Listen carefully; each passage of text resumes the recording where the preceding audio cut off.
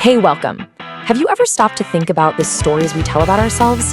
Well, today we're going to dig into this really powerful idea that the stories we tell about our past don't just describe where we've been, they literally build the road to where we're going. Let's jump in.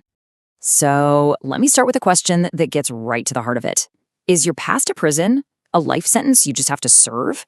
Or is it more like a huge library, one you can walk into anytime to pull down books of wisdom and strength? How you answer that, well, it changes pretty much everything. So many of us, and even entire companies, get completely trapped in what's called a single official story. It's that one narrative, usually packed with problems, that we repeat over and over until it just feels like the absolute truth. It's that little voice in your head that says, oh, that's just the way I am, or that's just how we do things here. And just like that, it slams the door on what's possible.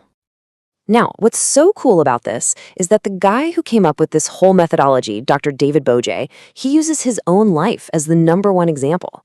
I mean, looking at his juvenile record, his official story could have easily been the kid who always screws up. But that one story, it leaves out almost all of the real truth. And this right here illustrates the big shift in thinking we need to make. We've got to move away from that single limiting official story and into what Boje calls a library of befores. And think about that. A library isn't one book, it's thousands.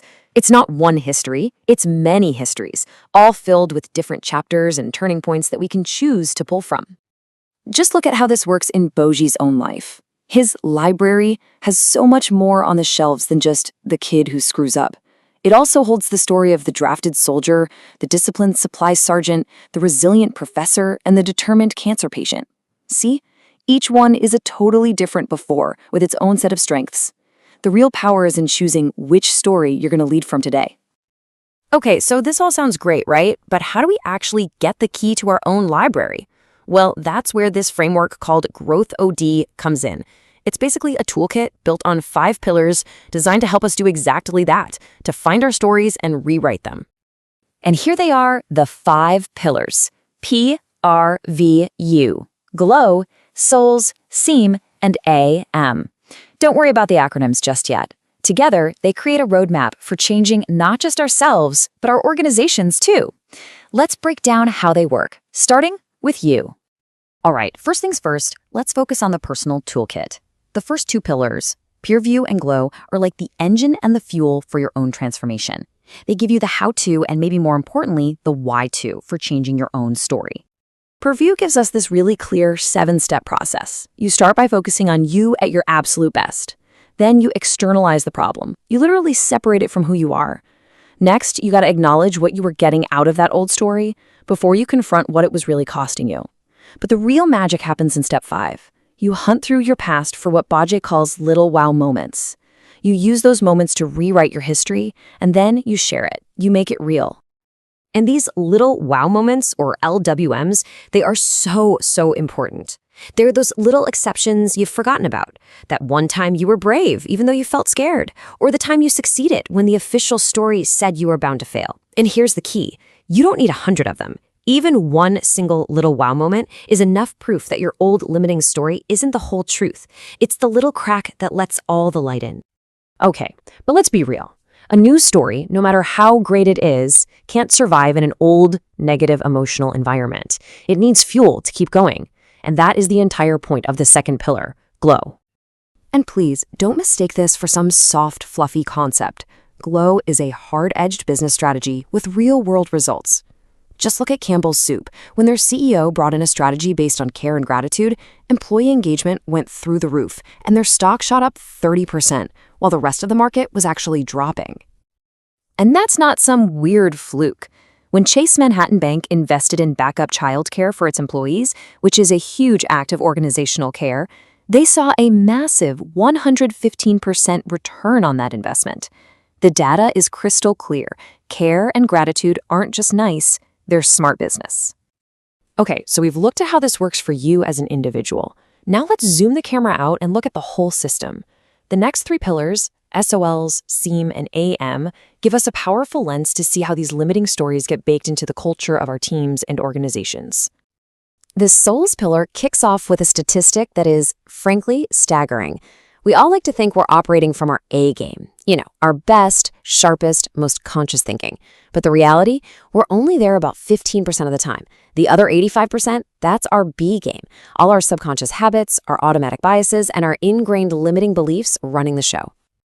So the whole point of Souls is to make that invisible 85% visible. It uses these really cool tools like Boje, which is the opposite of déjà vu. It's about seeing something familiar as if it's the first time, to help us finally spot those deep habits that keep us and our organizations stuck on repeat. So once Souls helps you see these subconscious patterns, the next pillar, Seem, helps you measure their damage. Seem is a method that actually translates those fuzzy cultural problems into cold, hard numbers, what it calls hidden costs. Think about all the money wasted on burnout or terrible communication or pointless meetings. Seem puts a price tag on all that dysfunction. And that brings us to the last pillar, AAM. To get it, let's look at a quick case study from Disney. For years, they used something called a magic index, basically assuming that if the park guests were happy, then the employees must be happy and engaged too. Makes sense, right? But is that logic actually sound? While AM is designed to poke holes in exactly that kind of flawed thinking, when people looked deeper, they found that tons of Disney cast members were just performing happiness while they were actually suffering from serious burnout. AM is the tool that exposes those faulty assumptions, propping up the official story, and it reveals the expensive, unsustainable reality hiding underneath.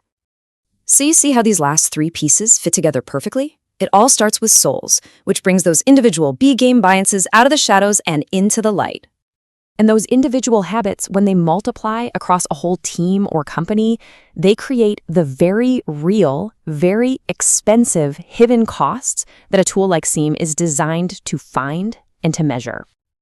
And what holds that entire broken, expensive system together? The flawed official story, the untested beliefs, and the shaky logic that AFM comes in and just completely deconstructs. It's an incredibly powerful way to diagnose what's really going on. And that brings us right back to where we started. Your real power, whether it's as a leader or just for yourself, isn't about pretending you have some perfect, flawless past. No, it's about having the wisdom to know you have a whole library of pasts and consciously choosing which story, which collection of strengths is the right one for the future you are trying to build. In the end, the big takeaway here is actually pretty simple, but it's also incredibly profound. If you really want to change your future, or your team's future, or your company's future, you have to start with the story. Because when you change the story, you truly do change everything.